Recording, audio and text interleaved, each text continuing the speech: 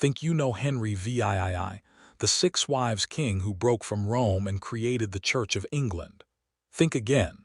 The real Henry wasn't just the textbook tyrant. He was something far worse. A man so physically ruined and mentally unhinged that his very existence felt like a medieval horror story. This wasn't the charming monarch you see in portraits. This was a king so massive he needed mechanical contraptions just to move. A ruler whose rotting flesh gave off a stench so powerful his attendants gagged and fled. A man whose corpse literally burst open in its coffin. Compared to Henry's real life, asterisk Game of Thrones looks like bedtime reading for children. From his grotesque health problems to the nightmarish way he treated his wives, from bizarre eating rituals to the spy network he built out of pure paranoia. This is the Henry VIII that no classroom dares to show you. By the end of his reign, Henry wasn't a king so much as a collapsing body being propped up by terrified servants.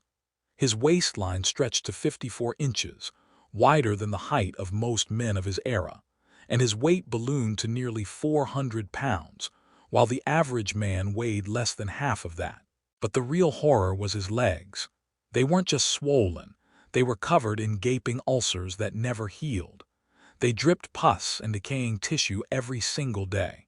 Courtiers would cover their noses with perfumed cloths just to endure an audience with him. Some claimed you could smell him from rooms away. Attending to Henry became a punishment in itself. Servants reportedly drew straws to decide who had to dress him, because getting too close to those wounds was almost unbearable.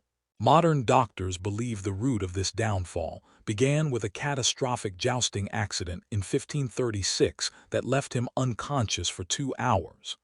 Brain trauma that severe likely changed his personality forever, turning him from an energetic young king into a violent, paranoid tyrant.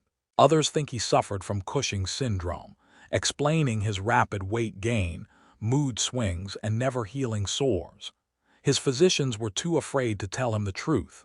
Suggesting the king was sick could be seen as treason. Instead, they watched in silence as the divinely chosen ruler couldn't even control his bowels. By his final years, attendants carried special chairs for him to relieve himself in, because he couldn't make it to a chamber pot. Everyone knows the famous rhyme, divorced, beheaded, died, divorced, beheaded, survived. But what those words don't capture is the psychological torment Henry's wives endured. Anne Boleyn's downfall wasn't simply a beheading. Henry forced confessions through torture, even dragging her personal musician into false testimony. Before her execution, she was made to watch her brother and 4 others die for alleged affairs with her, charges that were almost certainly fabricated. Catherine Howard, barely more than a teenager when Henry married her, suffered a crueler fate. When her past relationships were discovered, Henry had Parliament pass a new law. It was treason for a queen to hide her sexual history. Imagine rewriting the entire legal system out of petty spite. Catherine of Aragon, his first queen, spent her last years essentially imprisoned, barred from seeing her daughter marry. She wrote desperate letters to Henry that he never read, while rumors of her supposed madness circulated, rumors he encouraged. Even the so-called lucky wives weren't spared. Anne of Cleves accepted an annulment and publicly thanked Henry for sparing her life. Jane Seymour, who died in childbirth, was replaced in less than 2 weeks, her corpse barely cold before Henry began planning his next match. These women had no choices. Divorce was unthinkable. Escape meant death. Resistance meant ruin for their entire families. Henry didn't simply eat like a king. He consumed like a man trying to out-eat death itself. Estimates suggest he took in around 5,000 calories daily, double what an active man today would need. His meals were staggering.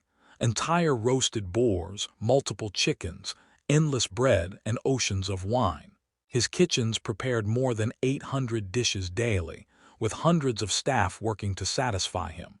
But his beliefs around food were stranger still. He thought swan meat would grant him elegance, venison would make him a better hunter, and oysters would improve his performance in bed. These weren't meals. They were medieval superstitions served on platters, and all of it was shrouded in paranoia. Every dish was tested for poison, not once, but repeatedly, with tasters forced to wait 30 minutes before Henry touched a bite. Eating was theater.